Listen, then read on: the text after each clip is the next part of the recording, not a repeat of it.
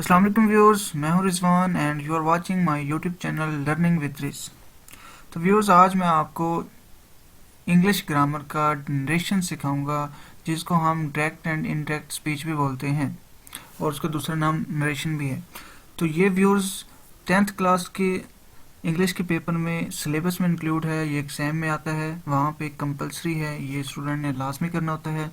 इसके अलावा व्यूअर्स, अगर आप कोई फंक्शनल इंग्लिश पढ़ते हैं, फॉर एग्जांपल बीएस के जो स्टूडेंट्स हैं वो इंग्लिश पढ़ते हैं, फंक्शनल इंग्लिश का सब्जेक्ट होता है उनका, तो उनके पेपर में भी ये इंक्लूड होता है।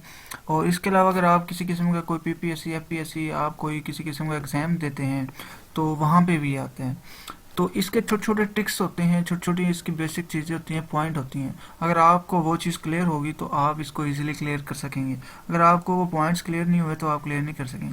तो आज मैं कोशिश करूंगा कि आपको छोटे छोटे पॉइंट बताऊं, और इंशाल्लाह मैंने एक एक चीज़ को अपने हाथों से लिखा है, कवर किया, ताकि आप लोगों को अच्छे से समझा सकूँ। तो आपने वीडियो को पूरा देखना है, गौर से समझना है, और आपको इंशाल्लाह समझ आएगी। और आगे बढ़ने से पहले अगर आप मेरे चैनल पर न्यू हैं तो आप मेरे चैनल को सब्सक्राइब करना मत भूलिएगा। तो मैं वीडियो को स्टार्ट करता हूँ। अगर आपको कुछ समझना है, कुछ पूछना हो, तो आप कमेंट सेक्शन में कमेंट करके मुझसे पूछ सकते हैं। So let's we start. सबसे पहले डायरेक्ट एंड डायरेक्ट होता क्या है जी? कहता है कि we may reported the words of a speaker in 2 ways. कहता है कि 2 वेज में जो रिपोर्टेड जो वर्ड्स होते हैं, स्पीकर ने किसी ने कुछ कहा होता है, तो उसके कहते हैं 2 पार्ट होते हैं। पहला पार्ट क्या होता है जी? Quotation, inverted commas words, actual words called text speech. कहता है कि कोटेशन मतलब क्या होती है? जो इन्वर्टेड कॉमर्स में होती है, और या किसी के कहे गए असल अल्फाज जो उसने कहा हो, उसमें किसी किस्म का कोई चेंजिंग ना हो, तो उसको डायरेक्ट स्पीच कहते हैं। अच्छा, उसके बाद क्या कहता है जी? We may report what he said without quoting his exact words.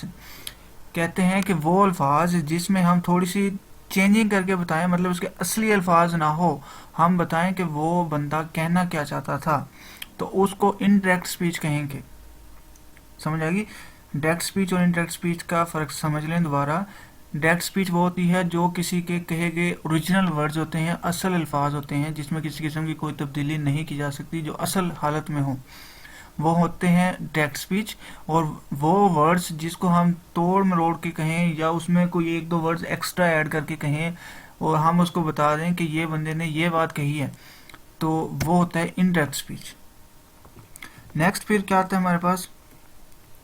Next आता है जी, ये एग्जांपल मैंने लिखी है कि Rama said comma I am very busy now. ठीक है, अब ये देखें जी, ये हमारे पास इन्वर्टेड कोमास में है, ये इन्वर्टेड कोमा लगा हुआ, ये लगा हुआ। इन्वर्टेड कोमास वाले को हम कहते हैं रिपोर्टेड स्पीच। 2 पार्ट हैं। पहले वाला पार्ट जो है इन्वर्टेड कोमास से पहले वाला, उसको हम रिपोर्टिंग स्पीच कहते हैं, और बाद वाले को क्या कहेंगे? जो इन्वर्टेड कोमास में होगा उसको कहेंगे रिपोर्टेड स्पीच। ये एग्जाम में एमसीक्यूज में अक्सर पूछ लिया जाता है कि रिपोर्टेड स्पीच और रिपोर्टिंग स्पीच के बारे में।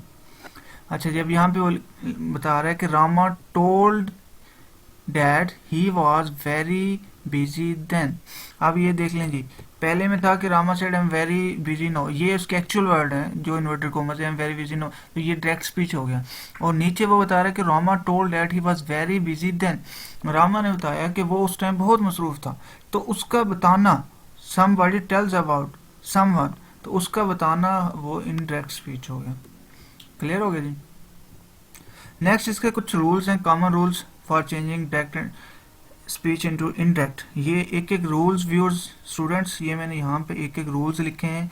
इसमें इंशाल्लाह किसी किस्म में कोई मिस्टेक नहीं है, कोई मिसिंग नहीं है। आप कोई भी बुक उठा के देख लें, यहाँ पे आपको हर एक रूल मिलेगा। मैंने इसको अच्छी से डीपली स्टडी करके हर जगह से उठा के लिखा है। आप सबसे इंग्लिश ग्रामर की सबसे बेस्ट बुक जो होती है वो ऑक्सफोर्ड की है।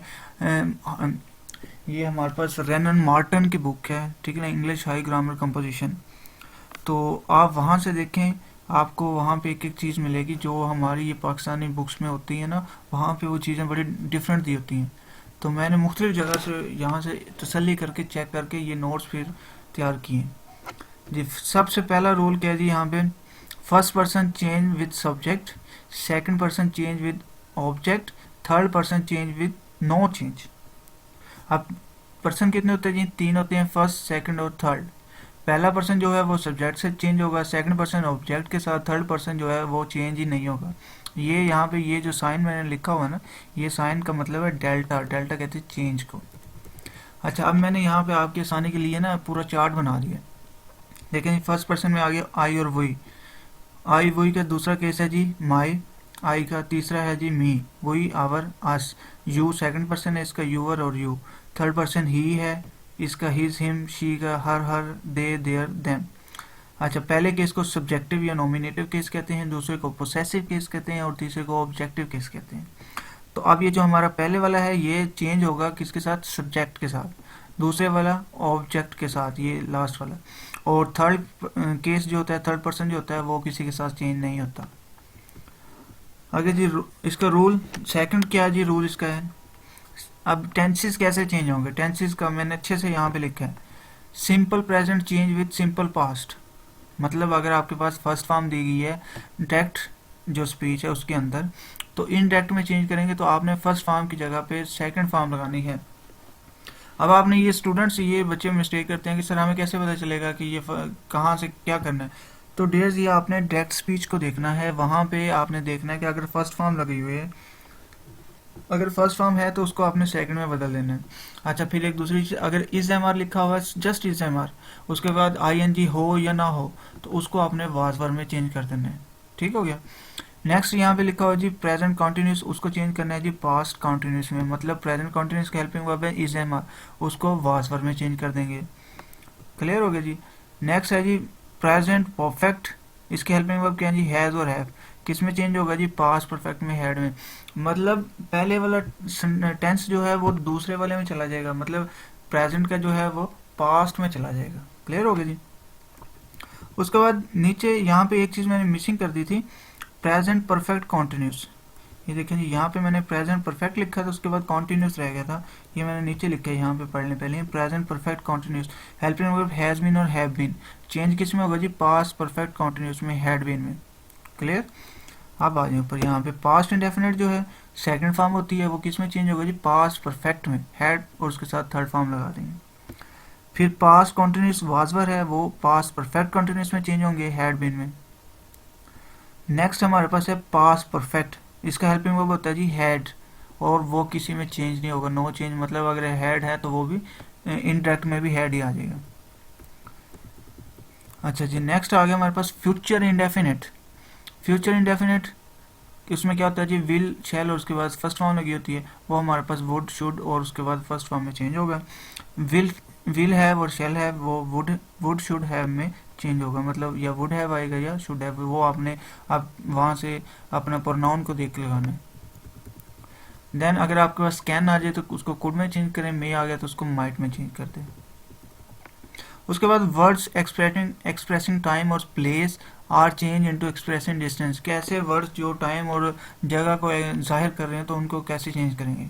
अगर आपके पास डायरेक्ट स्पीच में नाउ आ जाए उसको देन में चेंज करेंगे, हेयर आ जाए तो देयर में, अगो आ गया तो बिफोर में, दस so these those today that day tomorrow the next day yesterday the previous day last night previous night, और लास्ट वन है जी टू नाइट दैट नाइट, ये आप इसमें चेंज कर देंगे।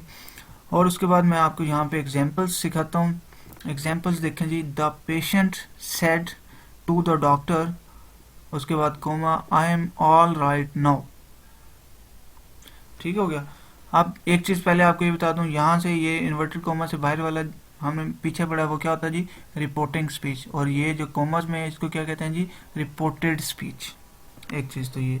अब यहाँ पे आपने देखा है, सबसे पहले आपने यहाँ पे देखना है सेड है, सेड को हमने टोल्ड में चेंज करना होता है, ये टोल्ड आ गया। ठीक है, द पेशेंट सेड टू को टोल्ड में चेंज कर दिया, और द वैसे का वैसे आ गया, द डॉक्टर वैसे का वैसे आ गया। कोमास की जगह पे हम डेट लगाते हैं, वो मैंने यहाँ पे लिख दिया है। अच्छा, अब ये आई हमारे पास क्या है जी फर्स्ट पर्सन है, आई को चेंज किसके साथ करना है जी सब्जेक्ट के साथ। सब्जेक्ट इसमें कौन सा जी द पेशेंट, ये हमारे पास सब्जेक्ट है, तो द पेशेंट ये क्या है जी ही यहाँ पे आ जाएगा, द पेशेंट की जगह पे ये ही आ गया। क्लियर।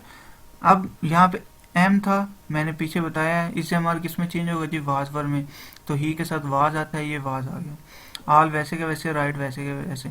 नाउ था, मैंने ऊपर अभी पढ़ाया आपको, ये देख लें जी, यहाँ पे मैंने आपको पढ़ाया था, ये देखिए नाउ चेंज किस में करना जी देन में, तो ये नाउ को मैंने देन में चेंज कर दिया। तो इसी तरह ये स्टूडेंट्स आप लोगों ने करने हैं, ये बिल्कुल इजी हैं। ये जस्ट मैंने वीडियो बनाई है कि डायरेक्ट इनडायरेक्ट नरेशन है क्या और इसके रूल्स क्या हैं, और ये एक दो एग्जांपल्स देके आपको समझा दी। अब नेक्स्ट मैं वीडियोस बनाऊंगा नेक्स्ट इसके पार्ट्स के हवाले से, मसलन असर्टिव सेंटेंसेस उसके सारा नरेशन का रोल क्या है, क्योंकि सबका डिफरेंट है। फिर मैं नेक्स्ट इंटेरोगेटिव सेंटेंसेस, फिर नेक्स्ट एक्सक्लेमेटरी, फिर इस तरह से बाकी जो भी रिमेनिंग हो सारे मैं वन बाय वन करके वीडियोस बनाऊंगा, विद एग्जांपल्स विद रूल्स आपको समझाऊंगा। अगर आपको इसमें से कुछ पूछना हो, कुछ समझ ना आई हो, तो कमेंट सेक्शन में जाके कमेंट करें और पूछ लें। मिलेंगे नेक्स्ट वीडियो में, तब तक के लिए अल्लाह हाफिज़, अपना ख्याल रखिएगा।